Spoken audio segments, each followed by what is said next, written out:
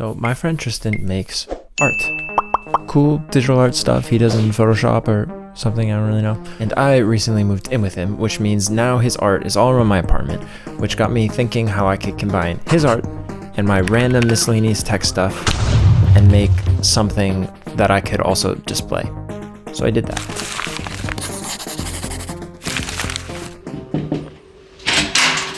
Hey, welcome. Come right into our New York City, Brooklyn apartment. Okay. Can I get you anything to drink? We don't really have to. Oh, I'm good. Welcome. This is our living room. Today we got a big TV. We have this beautiful mural that our roommate Tristan painted in acrylic paint on there. He tattoos, as you can see here. We have a wonderful patio too. Okay, and then if you come over here, here's my room. It's like in here. So it's a really cool person room. Maybe we just go to a different room. Okay, and then in the hallway, another roommate's room, a bathroom. And then we got more of Tristan's art here. Yeah, over. So, hey, it's not that good. We have some missing spots, so we're gonna try and fill that up, but could you please get out? Please get out. Why? I want to see more. Please get out of my apartment now. Okay. Please go. Bye. Bye. Okay, so enough of that. Why do we care? Except it being one of the most beautiful apartments you've ever seen, right? Well, essentially we were decorating our walls and realized Tristan had an odd number of photos to put up in the hallway, which is where we had that little gap. And then I had an idea. Basically, when I was in 7th grade, my mom bought me this like MSI gaming computer thing that I was using like every night playing a lot of Minecraft. And one day I had a bowl of cereal of Frosted Flakes, I believe, and I put it down and I put it on the mouse instead of just the table. So then the bowl just poured over and it poured milk and cereal all over my laptop, which instead of flipping over and saving, I just stared at it in shock. So the laptop died out. And then 4 years ago, I noticed I still had this broken laptop just sitting in my closet. So I took it and I ripped out the screen and I put an HDMI converter on the back, and then I put it in this wood frame that I had to cut with a Dremel so it could fit in the screen, and then I could use it as a second monitor in my second desk that I have. It was the most beautiful creation I've probably ever made.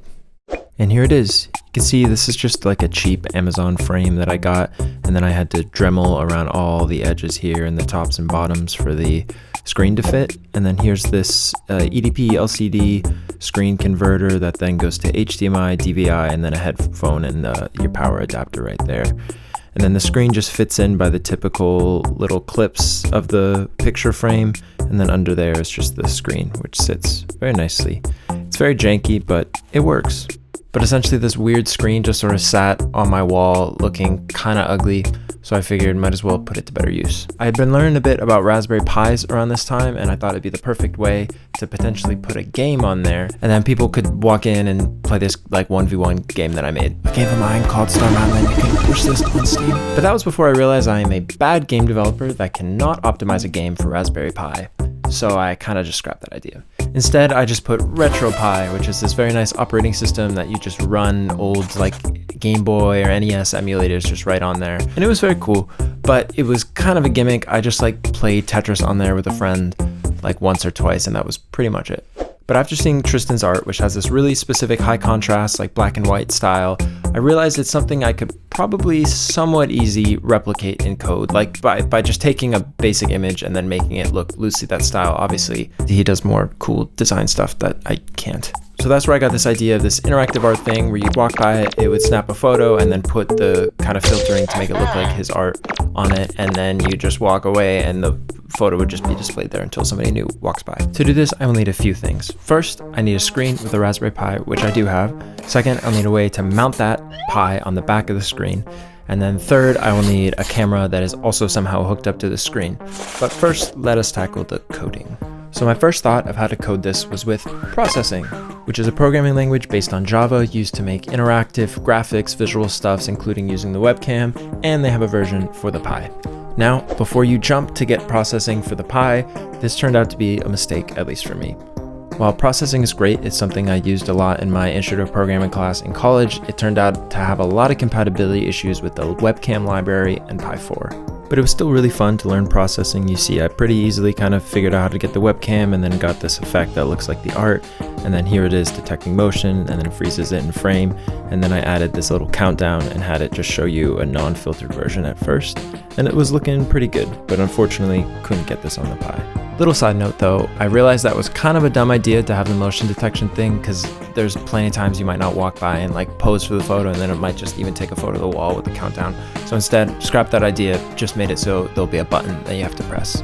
But I will put the motion detection processing script in the GitHub down below if you'd want to just play around with it on your laptop. But back to why processing didn't work, it was essentially the Video 4 library, which lets us use the webcam and everything, wasn't compatible, I think, with the latest Pi 4. And so then I was doing processing 3 with the Video 3, and then that still wasn't working. And then I was trying GL Video, and that still wasn't working. And I really don't know, and I really don't care. It didn't work.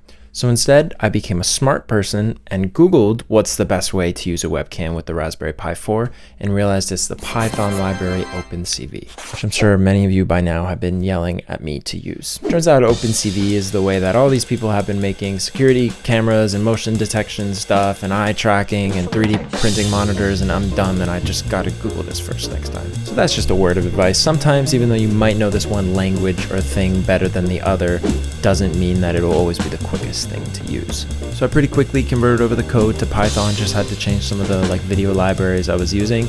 I put it on the Pi, hooked up a button, and ta-da, it works.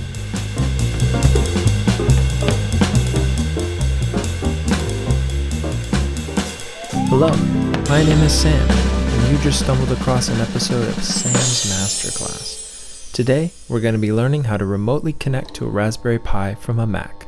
Enjoy! First, download the Raspberry Pi imager, then choose your Raspberry Pi device, operating system, probably the latest, and then your microSD. Next, go to Edit Settings, enter Pi as your hostname, then choose a username and password that's easily rememberable, configure your Wi-Fi, then go to Services, enable SSH with password authentication, and then hit Save. Once that's loaded onto your Pi, go to your terminal. Some say you can type ping and then your hostname.local to get your IP address. That didn't work for me, so I went to the App Store and downloaded IP Scanner, which then you can see the IP right here. Back in your terminal, type in SSH space your hostname at your IP address, and then you can connect remotely into your Pi. Then you have to type sudo space raspberry-config. Go in here, go to Interface Options, go to VNC, enable VNC. Make sure you see the screen to say that VNC is enabled before you quit out. Now you can type exit. Next, download VNC Viewer, install it, open it, right-click, hit New Connection, and type in your IP address for your Pi, give it whatever name you'd like, and hit OK. Now when you connect, just type in your Pi username and password. Now you are remotely connected to your Pi. Back to the video. But there's still a few things we gotta do to get this really working as a complete system. First, as I said earlier, I need a way to mount my Pi to the screen. So I got my handy caliper, got some measurements of the Pi, went in Fusion 360, designed up this little mount that I 3D printed, and then I used these little like Gorilla Glue sticker things to then attach it to the back of the screen. And it fits perfectly. Second, I got everything set up one night just to kind of test how it would run overnight. And I noticed the fan was just a touch louder than I'd like it to be. And I know there's quieter fans out there. So I got this Noctua fan, hooked it up, and it's like a little quieter maybe. Here's the original fan. And then here's the quieter one. It's different. Third, the frame had this gap between the frame and the wall that honestly just looked ugly. You could like see it everywhere. So I once again got out my handy caliper, I measured the frame, designed up a little simple thing in Fusion 360, printed it, and now I have this nice border around the frame so it gets flush with the wall. With all that, I thought I was pretty much done with everything after printing like a little case for the button that I could then mount on top. But Tristan had been gone up until this point, and then he got home and I realized something.